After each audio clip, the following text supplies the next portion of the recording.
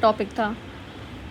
तो I hope आप लोगों ने अटेम्प्ट करा होगा, और टॉपिक भी सहायक सिस्टम के ऊपर था। देखो, जब आप लोग ऐसी जॉब के लिए प्रिपेयर कर रहे हो ना, जिसमें आपको पता है you are going to be an officer, तो आपको बॉटम से लेके टॉप तक सब हायरार्की के बारे में सोचना है।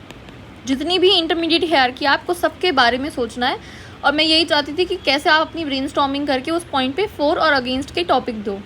फेवर और अगेंस्ट में जो भी आपके पास पॉइंट्स है, 1 पॉइंट है, 2 पॉइंट है, जितने भी पॉइंट है, you just do your brainstorming and attempt this particular question, क्योंकि ये आपको हेल्प भी करेगा एक्चुअली में।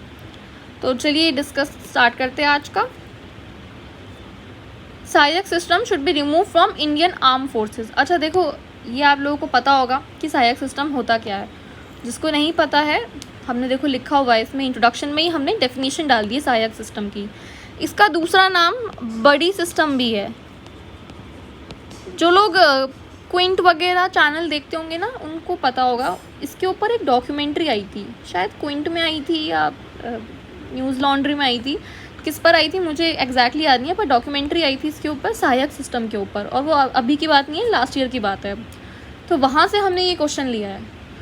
उस डॉक्यूमेंट्री में सब चीज़ एक्सप्लेन करी गई थी। अगर किसी ने भी वो डॉक्यूमेंट्री देखी है तो उसे एक अच्छा आइडिया मिल जाएगा इस क्वेश्चन को अटेम्प्ट करने के लिए। तो इंट्रोडक्शन में हमने क्या करा है, सहायक सिस्टम की डेफिनेशन लिखी है।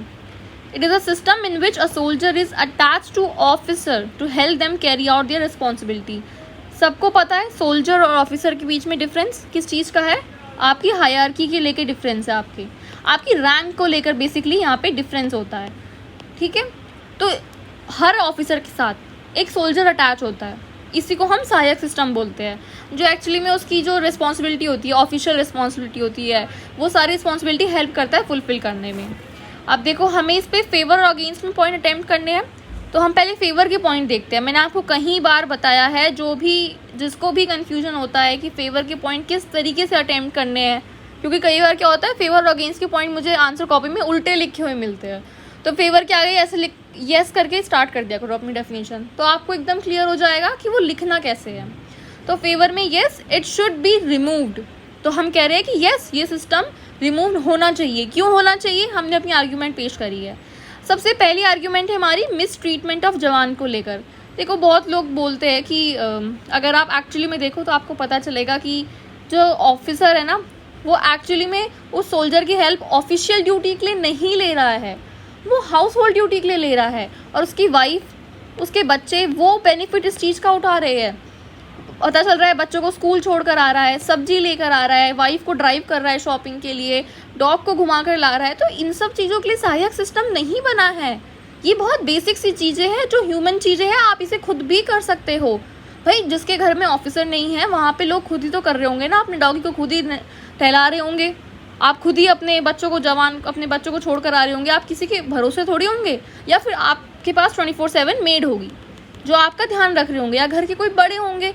तो इसीलिए इसको बहुत ज़्यादा क्वेश्चन में किया जाता है कि जो जवान है ना, वो सोल्जर ड्यूटी पे है, वो हाउस होल्ड ड्यूटी के लिए नहीं आया है, वो ऑफिशियल ड्यूटी के लिए आया है। तो हाउस होल्ड ड्यूटी में इस तरीके से इन्वॉल्व करके आप उसका मिस ट्रीटमेंट मत करिए। तो यहीं पे बात हो रही है। Many times it has been seen that jawan entitled as enlisted as sahayak are abused and forced to do menial household chores such as washing clothes and walking the officers dog.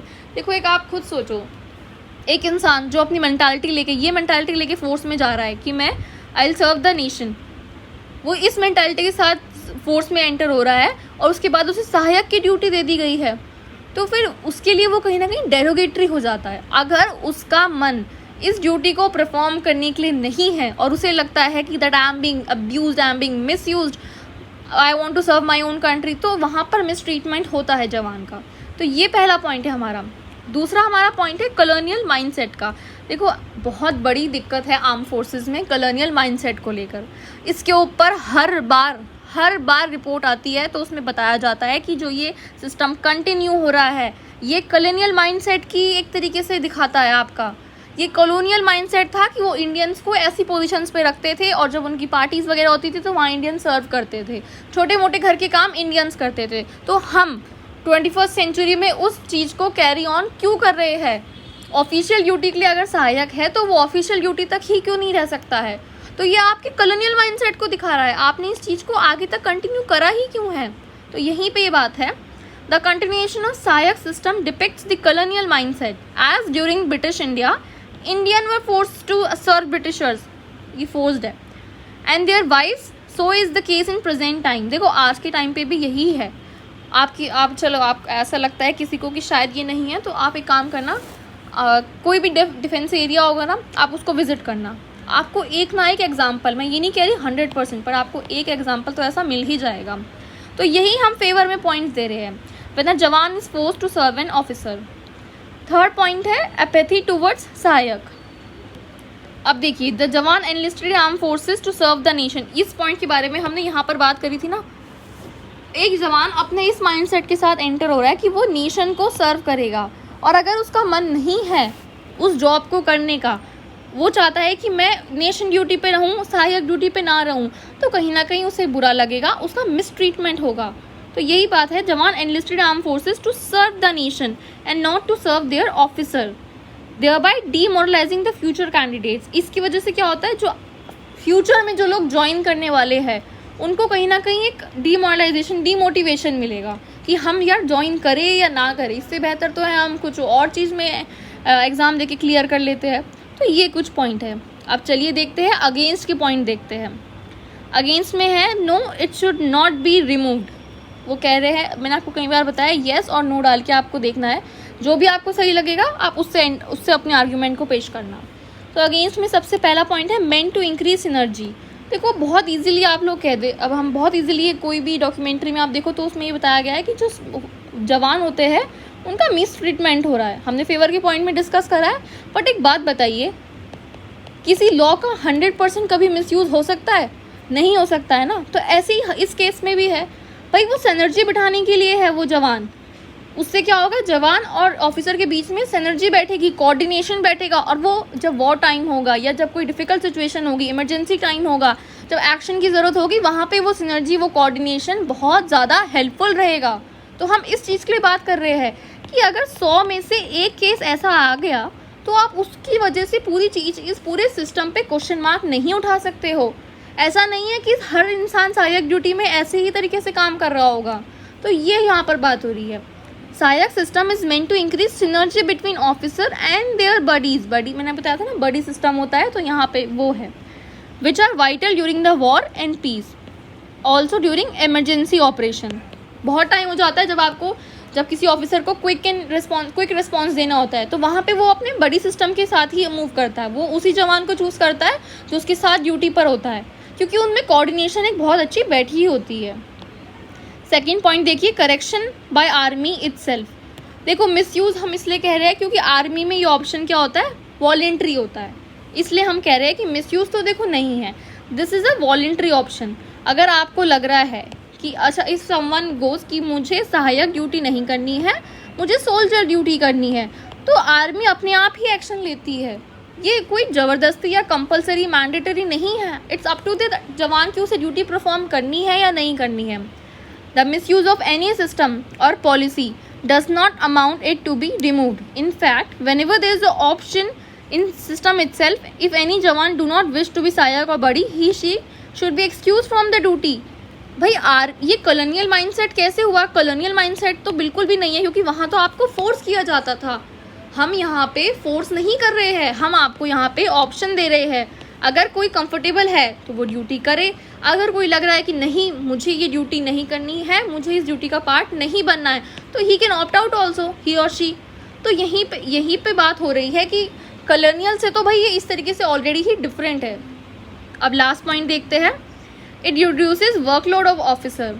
सही, सबसे इम्पॉर्टेंट पॉइंट आता है, Sahayak system के पीछे point था coordination का, जो war time में और इमरजेंसी ऑपरेशंस में आप यूज़ कर सकते हो। दूसरा, जो वर्कलोड होता है ऑफिसर का, ऑफिसर अपनी उस रैंक पर है जहाँ पे उसे बहुत ज़्यादा वर्किंग आवर्स में देने पड़ते हैं, तो वो सहायक सिस्टम की हेल्प से जो उसके जवान होते हैं, जो उनके कोऑर्डिनेट करते हैं, जिनके साथ वो अपने बडी के साथ, वहाँ पे उनका कहीं ना कहीं वर्कलोड डिवाइड हो जाता है। तो एक तरीके से ये हेल्पिंग हैंड की तरह काम करते हैं, घर में ड्यूटी करने के लिए नहीं होते हैं ये।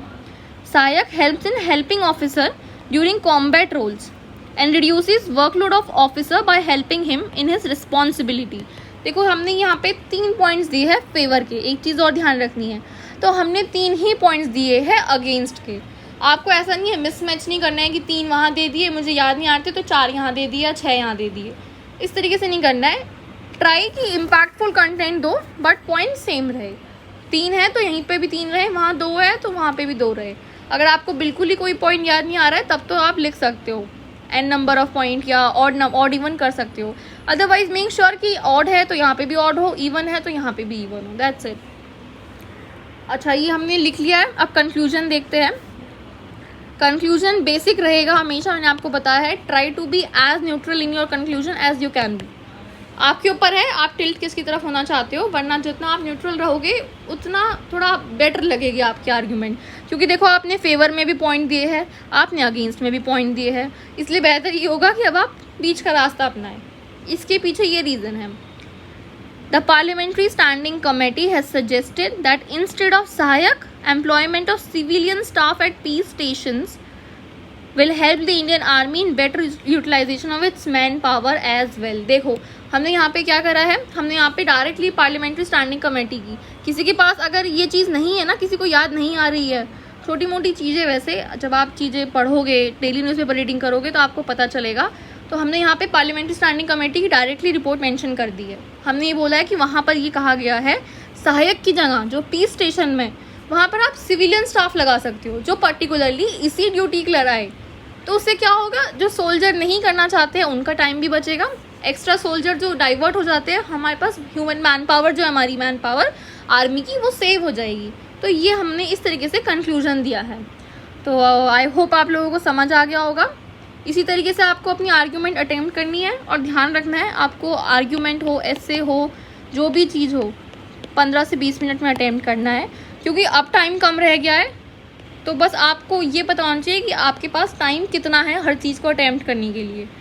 जिस भी चीज़ में आप परफेक्ट हो, आपको लगता है आप ग्रामर में परफेक्ट हो, आपको लगता है प्रेसी में हो या रीडिंग कॉम्प्रिहेंशन में या ऐसे आर्ग्यूमेंट रिपोर्ट, जिसमें भी आप हो, आप पहले वहीं से एग्ज़ाम अपना स्टार्ट करिए। बट ध्यान रखना है कि जिस चीज़ में परफेक्ट हो वहाँ पे आप ज़्यादा टाइम ना दे दो। आपको पता होना चाहिए किस क्वेश्चन पे कितना टाइम देना है। देखो ऐसे कितने आएंगे, 6 आएंगे, अल्टीमेटली आपको 4 ही लिखने हैं। तो यार हो सकता है कि आपने इतना न्यूज़पेपर पढ़ा है, उसमें से आपको 2 ऐसे तो ऑन द टिप्स आते ही होंगे। जिसने सीरियसली प्रिपरेशन करी है उसे पक्का 2 आते होंगे, जिसने बहुत ही ज़्यादा सीरियस होकर करी है उसे 4 के 4 भी आ सकते हैं। तो इसलिए जैसे आपको वो क्वेश्चन दिखे ना, आप तुरंत उसे अटैम्प्ट करो। इससे पहले कि आप उसके पॉइंट्स भूल जाओ, आप उस क्वेश्चन को अटैम्प्ट करो। तो ये सिंपल सी आपको चीज़ करनी है। और एक जितने भी यहाँ पे क्वेश्चन दिए जा रहे हैं आप ज़्यादा से ज़्यादा अटैम्प्ट करो। और पेपर 1 का रिवीजन अपना बाय हैंड रखो, ऑन द टिप्स होना चाहिए आपका पेपर 1 अब तक। चलिए दैट्स इट फॉर टुडे। आज की क्लास के लिए इतना ही। आई होप आप सबको समझ आ गया हो। Thank you everyone, all the best.